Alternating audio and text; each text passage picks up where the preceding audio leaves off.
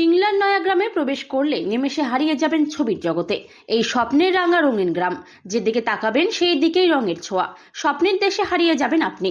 পশ্চিম মেদিনীপুর জেলাতে রয়েছে এমন সুন্দর একটি গ্রাম, যেই গ্রামে প্রবেশ করলে নিমেষে হারিয়ে যাবেন ছবির জগতে। পশ্চিম মেদিনীপুর জেলার প্রত্যন্ত গ্রামীণ ব্লক পিংলার নয়া গ্রাম বিখ্যাত পটশিল্পীদের গ্রাম হিসেবে খ্যাত। এই গ্রামেই বসবাস শতাধিক শিল্পীদের, যারা চিত্রকর বা পটুয়া হিসেবে পরিচিত।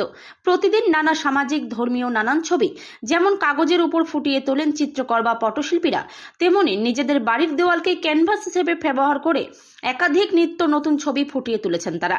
গোটা গ্রামকে সাজিয়েছেন ছবির গ্রাম হিসেবে। এই গ্রাম যেন ছবির গ্রাম। গ্রামের প্রতিটা বাড়িতে একজন দুজন করে শিল্পী নিরন্তর যেমন সাদা কাগজে ফুটিয়ে তোলেন বিভিন্ন বাস্তববাদী চিত্র, এমনকি পৌরাণিক চিত্রকে তেমনি বাড়ির দেওয়ালকে ক্যানভাস হিসেবে ব্যবহার করে ফুটিয়ে তুলেছেন নানা ছবি। এমন ছবির গ্রাম দেখতে আপনাকে যেতে হবে না পুরুলিয়া কিংবা বাঁকুড়া বা অন্য কোনো জেলায়। পশ্চিম মেদিনীপুর জেলায় রয়েছে আপনার স্বপ্নের ছবির গ্রাম, যা দেখে আপনি নস্টালজিক হয়ে পড়বেন। মুগ্ধতায় হারিয়ে যাবে গোটা একটা দিন। সারা গ্রাম ঘুরে দেখলে নিমেষেই আপনার মন ভালো হয়ে যাবে। এছাড়াও শিল্পীদের হাতে লাইভ ছবি আঁকা দেখলে আপনি চমকে যাবেন। স্বাভাবিকভাবে যারা একটু অ্যাডভেঞ্চার প্রেমী, নিত্য নতুন ধরনের ছবি তুলতে পছন্দ করেন, তারা অবশ্যই ঘুরে দেখবেন পিংলার পটগ্রাম বা নয়া গ্রাম। পিংলা নয়া এলাকায় বসবাস পটশিল্পীদের। তাদের হাতে আঁকা পট বিশ্বক্ষেত্রে সমাদৃত। দেশের পাশাপাশি বিদেশেও গিয়েছে পিংলার নয়া গ্রামের পটশিল্পীদের হাতে আঁকা একাধিক পট। ধীরে ধীরে সুখ্যাতি বেড়েছে। গ্রামে প্রতিদিন বহু পর্যটকদের আনাগোনা ঘটে। তবে গোটা গ্রাম যেন সাজানো। কোনো বাড়ির উঠোনে আবার পটশিল্পীরা ছবি আঁকছেন, তা দেখে আপনি মুগ্ধ হবেন। শুধু তাই নয়, মাটির দেওয়াল জুড়ে নানা ছবি আপনাকে নিয়ে যাবে এক আলাদা মোহে। কোথা থেকে এসেছেন, কেন এসেছেন?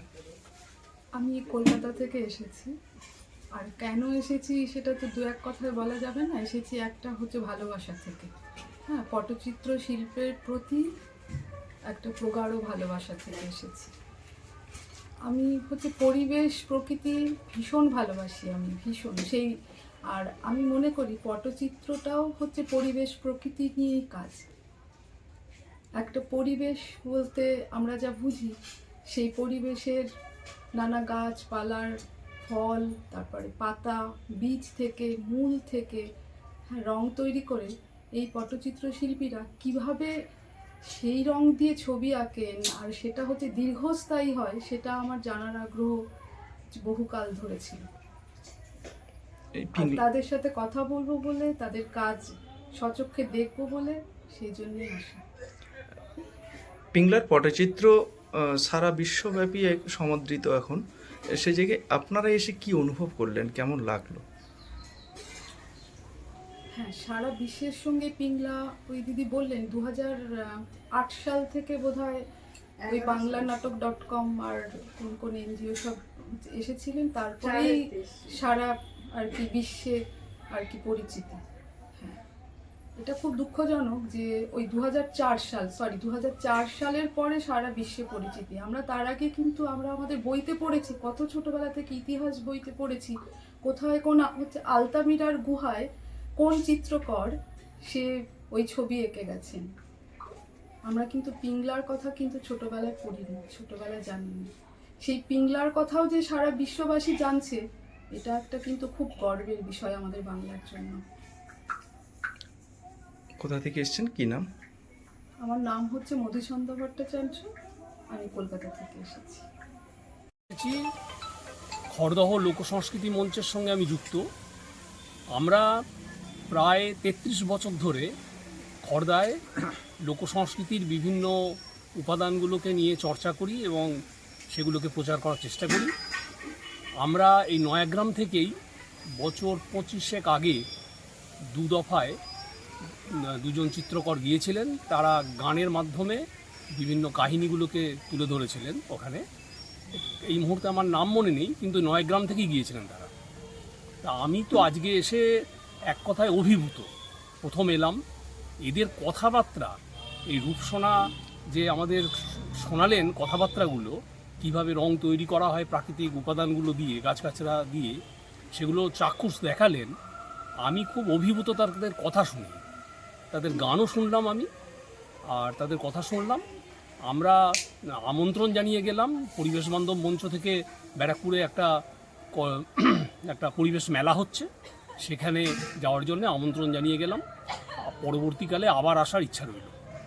এদের যে কার্যকলাপ, এদের যে হাতের কলা যে রয়েছে, কেমন লাগে আপনাদের? মানে ভীষণ ভালো লাগে। আমি তো বলবো যে বাংলা তথা ভারতের যে সাংস্কৃতিক ঐতিহ্য, সেটাকে এরা ধরে রেখেছেন বংশ পরম্পরায়। এটা খুব কঠিন কাজ। মানে একসময় আমি রূপসার মুখ থেকে শুনলাম যে তারা মানে পেটের তাগিদে তাদের জীবিকাকে ত্যাগ করেছিল, এই জায়গাটাকে ত্যাগ করেছিল, মানে এই আঁকার জায়গাটাকে। কিন্তু পরবর্তীকালে আবার তারা এই জায়গায় ফিরে এসেছে। তা এটা একটা খুব মানে কঠিন কাজ, ভীষণ কঠিন কাজ। তার কারণ হচ্ছে যে যা তারা পরিশ্রম করে সেই অনুযায়ী তারা হয়তো মূল্য পায় না। কিভাবে এলেন? এখানে আমরা খড়গপুর এসেছি, খড়গপুর ট্রেনে করে, তারপর ওখান থেকে একটা এখানকারই টাটা সুমো করে এখানে এসেছি। কেমন লাগলো এক কথায় যদি? ভীষণ ভালো লাগলো, আমি অভিভূত একবার। কি নাম আপনার? দিলীপ কুমার বসাক, বাড়ি? খড়দা থেকে এসেছি। পিংলার এই পটপাড়া কেন এলেন? কোথা থেকে এসেছেন? আমরা এসেছি ব্যারাকপুর থেকে। আমরা মূলত পরিবেশ প্রকৃতি রক্ষার এই বিষয় নিয়ে আমরা কাজ করার চেষ্টা করি। তো এখানে এসেছি যেহেতু বাংলা তথা ভারতবর্ষের যে আদি সংস্কৃতি শিল্প আছে সেগুলোকে আমরা শহরের বুকে নিয়ে যাব। আর এই পটচিত্রের যে মূল বৈশিষ্ট্য, যে একটা ন্যাচারাল কালার দিয়ে তৈরি করা হয়, তো এই প্রকৃতিকে রক্ষা না করলে তো এই কালারও পাওয়া যাবে না। তো সেই রকমই কথাবার্তা ওনাদের সঙ্গে হচ্ছিল। তো ওনাদের যে ফুল থেকে, পাতা থেকে, রেণু থেকে বিভিন্ন ভাবে ওরা সংগ্রহ করে এবং আমাদের এই আদি যে চিত্র, মানে পটের উপর চিত্র রেখে যে আমাদের বিভিন্ন পৌরাণিক সাহিত্য থেকে, রামায়ণ মহাভারত থেকে, মনসা মঙ্গল, এগুলো আমাদের মাধ্যমে তুলে ধরে সুন্দর করে গান এবং কথার ছলে। এইটা আমরা বর্তমান প্রজন্মকে একটু পরিচিতও করাবো। প্রকৃতি রক্ষা করে আমরা নিজের শিল্পকেও কতটা উন্নত করতে পারি, এটাও আমাদের একটা লক্ষ্য। সেই জন্য আমরা এসেছি। মানে পুরোটাই অঙ্কনের উপরেই মানুষকে বোঝাতে চাইছেন? অঙ্কন এবং তাদের বলা এবং গান এবং কবিতার মাধ্যমে ওরা আমাদের বোঝাবে যে তখনকার দিনে সমাজ কেমন ছিল, বা এই সাহিত্যটাকে আমরা তো বই পড়ে গানের মাধ্যমেই পড়ি, কিন্তু সেটা দৃশ্যায়ন হলে আরও সুন্দর হবে বুঝতে। কোথা থেকে এসেছেন? কোথা থেকে এসেছেন? আমি এসেছি ব্যারাকপুর থেকে। কি নাম রয়েছে আপনার? আমার নাম তাপস বিশ্বাস। আমাদের সংগঠনের নাম পরিবেশ বান্ধব মঞ্চ ব্যারাকপুর। তো গ্রাম পিংলা, এই পিংলার নয়া পটচিত্র এলেন, কেমন লাগলো আপনাদের? অ্যাকচুয়ালি লোক সংস্কৃতি আজকের দিনে আস্তে আস্তে না প্রায় বিলুপ্তির পথে।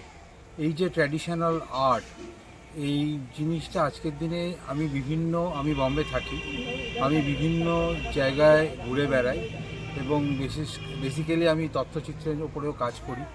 তো আমি দেখেছি অন্যান্য জায়গাতে গিয়েও।